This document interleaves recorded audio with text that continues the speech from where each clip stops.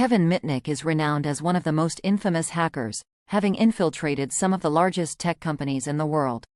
His success in compromising nearly every system he targeted, except one, wasn't solely due to his technical skills but largely attributed to his profound understanding of human behavior.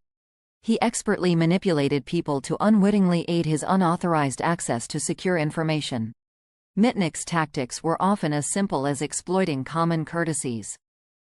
He'd enter buildings under the pretense of delivering a letter to observe staff IDs. With the help of Photoshop, he'd create a fake ID, which he described in his memoir, Ghost in the Wires, as not needing to look highly authentic since it would seldom get more than a cursory glance. Wearing his counterfeit badge, he'd tail employees back into secure areas, benefiting from the habit of holding doors open for others. His accomplice would then sneak into critical areas like the crawl space leading to the locked office of the company's network engineers.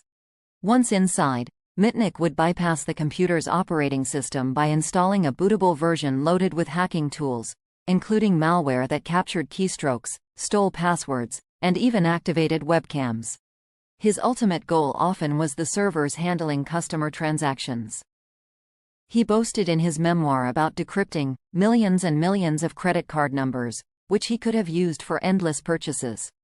Despite this capability, he never used the stolen credit card information, driven by the thrill of gaining access rather than financial gain. For us, the thrill lay simply in knowing we had gained the power, he explained.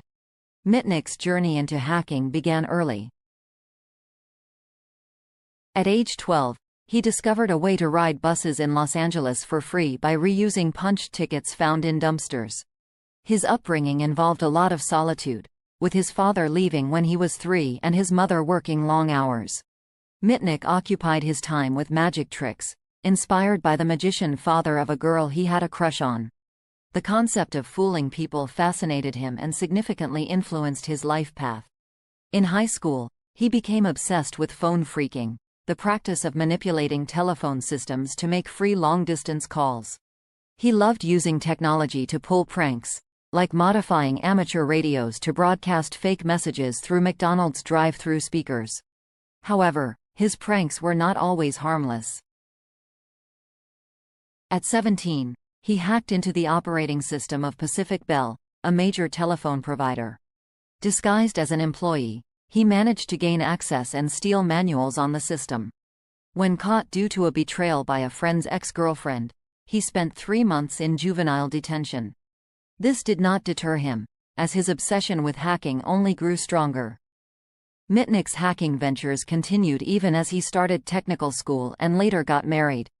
His wife, Bonnie, would often find him engrossed in his computer, hacking late into the night. One significant target was Digital Equipment Corporation, DEC, a leading computer vendor. He aimed to obtain the source code for DEC's new operating system, VMS, to find security flaws. With his friend Lenny Dichico, Mitnick successfully infiltrated DEC. However, their partnership soured over a minor bet, leading Lenny to expose their activities to the FBI, resulting in Mitnick's arrest and imprisonment. During his imprisonment, Mitnick was painted as a significant threat by prosecutors, heightening the fear surrounding his capabilities. A judge placed him in solitary confinement for 8 months, fearing he could start a nuclear war with a whistle. This exaggerated perception reflected the era's anxiety about technology and the unknown capabilities of hackers. After serving a year in prison, Mitnick returned to hacking with increased caution. He developed ways to change the electronic serial number of his cell phone to avoid tracking. He continued to exploit human gullibility, posing as various engineers to gather sensitive information from companies like Motorola and Nokia.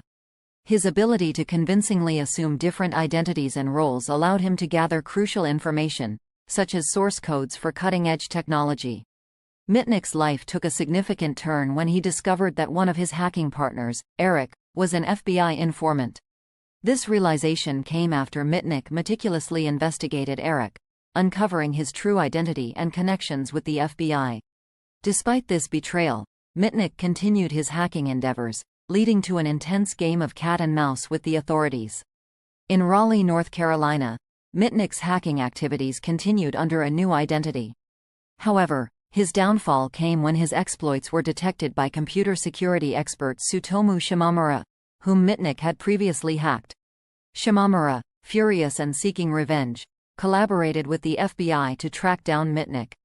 They used advanced techniques and real-time tracking to locate him, culminating in Mitnick's arrest in 1995. Mitnick's arrest marked the end of his hacking escapades.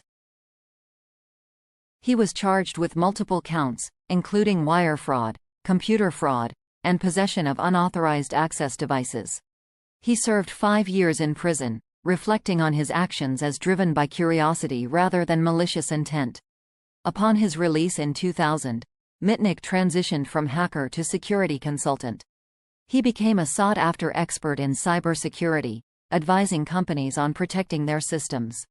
His insights, drawn from his experiences, emphasized the human element in security, which is often overlooked. Mitnick's expertise transformed him into a valuable asset in the cybersecurity world, illustrating the potential for personal growth and redemption. Mitnick's life story, marked by his unparalleled hacking skills and eventual redemption, underscores the complexities of cybersecurity. His transition from being the world's most wanted hacker to a respected security expert highlights the importance of understanding and mitigating human vulnerabilities in the digital age. His legacy continues to influence how companies and individuals protect their sensitive information, ensuring a safer digital future.